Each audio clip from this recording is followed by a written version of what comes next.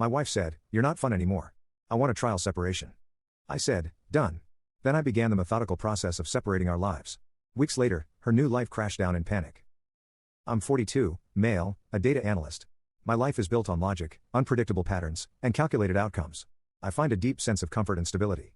My wife, Kelly, 38, used to claim she did too. For 15 years, she called me her rock. That was my role. I provided, I supported, I maintained the steady, predictable rhythm of our life so she could pursue an ever-changing series of passions. First, a pottery business that hemorrhaged money, then becoming a part-time yoga instructor. I paid the mortgage, handled the investments, managed the health insurance.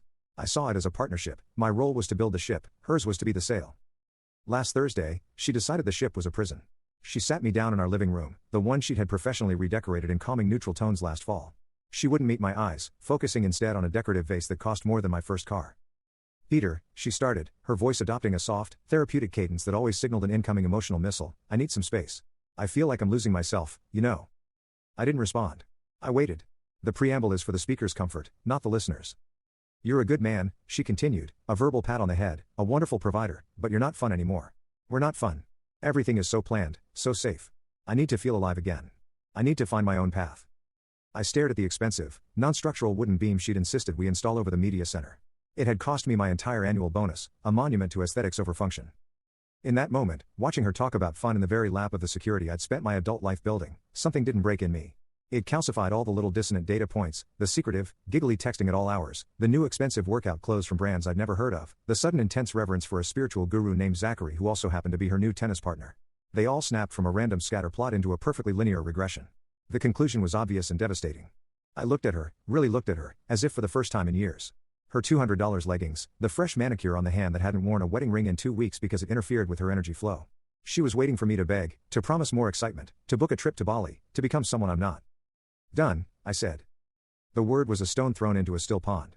It wasn't the reaction her script called for. Her brow furrowed. "Done? Just like that? You're not even going to fight for us?" "You just told me you want a trial separation," I replied, my voice chillingly level.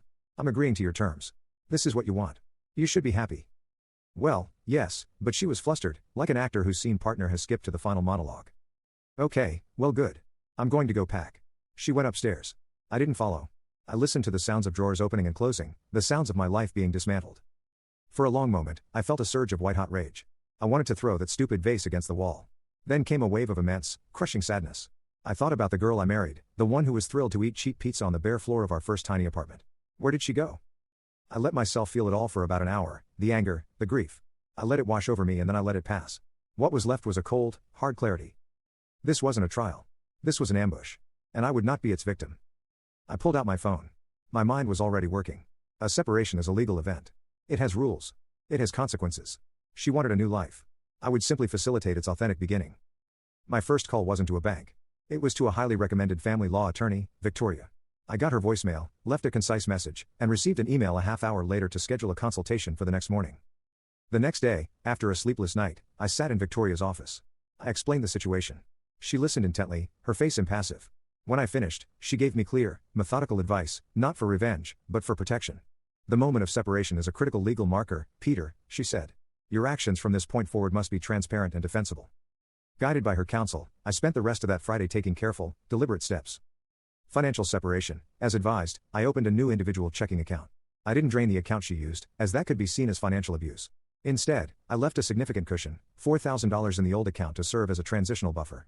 I then transferred the remainder of the funds, my savings from my salary, to my new, secure account.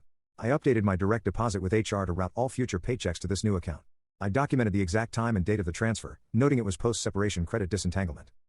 I am the primary holder on our main credit card. Kelly was a supplementary user.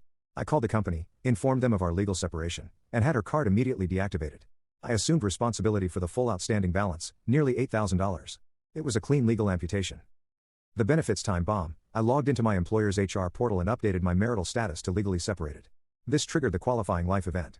The system confirmed the change and informed me that spousal benefits for Kelly would be terminated effective the last day of the current month. It was June 15th. She had 15 days of coverage left. A notification regarding COBRA continuation coverage, the system noted, would be mailed to our home address within 10 business days. This was the most critical step. Her prescription for Max Salt, for her chronic migraines, costs over $600 a month out of pocket. Kelly came by Saturday to pick up more of her things. She was breezy, acting as if this was all a grand adventure. Hope you're not too lonely rattling around in this big old house, she said with a pitying smile. I'm managing, I said. By the way, I've started the formal process. Just wanted you to know. Process? What process? She asked, distracted, looking at her phone. The separation, I said. Legal stuff. Lawyers. You'll probably want to talk to one. She just laughed. Oh, Peter, so dramatic. It's a trial. We'll talk in a few weeks. She had no idea. She thought the Rock would just sit here waiting patiently while she went exploring. She was wrong. Update 1, it took about 5 days for the first tremors to hit her new reality. The trigger was, as expected, the credit card. I got a text on Wednesday. Kelly, this is so weird. My card was just declined at Lululemon. The girl at the counter was so rude about it. Can you call them? I think their system is down. Me, there's no system error. I canceled your supplementary card last week. We're separated, Kelly. Our finances are separate now too. Kelly, you did what? Peter, I needed that outfit. How could you do that without talking to me? Me, I did talk to you. I told you I was starting the legal process. This is part of it. You can use the debit card for now. The 3 dots on her message bubble appeared and disappeared for a long time. She was likely checking the balance of the old account. The $4,000 buffer seems to have kept her from immediate panic, but the message was clear: the endless river of cash had been dammed. The main event, the full-blown earthquake, happened this morning. My doorbell rang at 9 a.m. on Saturday. It was Kelly, and she brought her mother, Joyce, for reinforcement. Joyce is a woman who believes Kelly's whims are divine proclamations and my purpose on earth is to fund them. Peter, I demand you explain this, Joyce commanded as she marched into my foyer. Kelly stood behind her, arms crossed, radiating self-righteous fury. You canceled her credit card? Are you trying to humiliate her? I'm establishing financial boundaries, which is standard procedure in a legal separation, I said calmly. Kelly finally exploded. Standard procedure? This isn't a business merger. This is my life. You're trying to control me, to punish me for wanting more than this boring, predictable life. I'm not punishing you, I said, my voice flat. I'm giving you exactly what you asked for. You wanted a different life. You wanted to be on your own path. I am simply letting you experience the full reality of that choice. The predictable life you find so boring also happened to pay for everything. I let that hang in the air for a moment before delivering the final. You can click on share and more to see if there is a part 2.